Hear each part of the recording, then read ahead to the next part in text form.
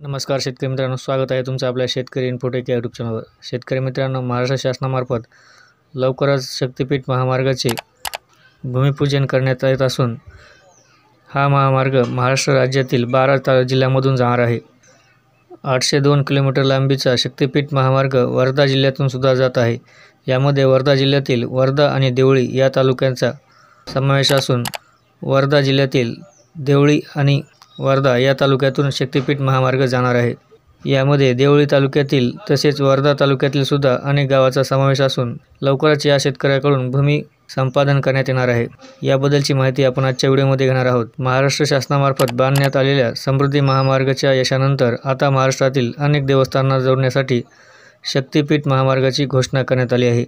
हा महामार्ग महाराष्ट्र राज्याच्या 12 जिल्ह्यांमधून जाणार आहे। नागपूर ते गोवा द्रुतगती महामार्गाच्या भूसंपादनाला सुरुवात झाली असून या महामार्गामुळे महालक्ष्मी, तुळजाभवानी आणि पत्रादेवी या शक्तिपीठांना जोडण्यात येणार आहे।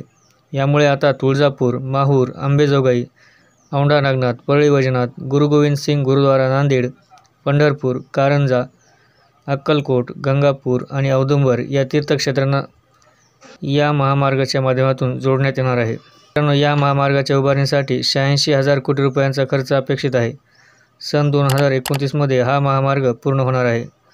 महाराष्ट्रातील 3.5 शक्तिपीठांपैकी 3 शक्तिपीठांना जोडण्यात येणार असल्याने या महामार्गाला शक्तिपीठ असे नाव देण्यात आले आहे। मित्रांनो, या मार्गामुळे 1110 किलोमीटरवरून 760 किलोमीटर अंतर होणार आहे। यामुळे नागपूर ते गोवा अंतर फक्त 8 तासात पूर्ण करता येणार आहे। महामार्ग मराठवाड्यातील हिंगोली, परभणी, नांदेड, बीड, धाराशिव, लातूर या 6 जिल्ह्यातून जाणार आहे। आजच्या व्हिडिओमध्ये आपण वर्धा जिल्ह्यातील कोणत्या तालुक्यातून तसेच कोणत्या गावातून शक्तिपीठ महामार्ग जाणार आहे याबद्दलची माहिती घेणार आहोत। तत्पूर्वी मित्रांनो, तुम्ही जर आपल्या चॅनलवर नवीन असाल तर आपल्या चॅनलला सबस्क्राईब करा। तसेच हा व्हिडिओ आवडले असल्यास आपल्या इतर मित्रांपर्यंत शेअर करा। मित्रांनो, 802 किलोमीटर लांबीचा शक्तिपीठ महामार्ग वर्धा जिल्ह्यातून जात आहे। यामध्ये वर्धा जिल्ह्यातील वर्धा आणि देवळी या तालुक्यातून हा महामार्ग जाणार आहे। या महामार्गाचे भूसंपादन सध्या चालू करण्यात आले आहे। वर्धा जिल्ह्याच्या वर्धा तालुक्यातील वर्धा, डिग्रज, पांढरकवडा, गणेशपूर, झाडगाव, तिगाव, रोठा, धोत्रा, निमगाव, पडेगाव, चिकणी या गावातून शक्तिपीठ महामार्ग जाणार आहे। तसेच देवळी तालुक्यातील देवळी, इसापूर, काजळसरा, वटखेडा, बाबुळगाव, सैदापूर, करमलापूर, बावगाव, काशिमपूर, खर्डा आणि महितापूर या गावातून शक्तिपीठ महामार्ग जाणार आहे।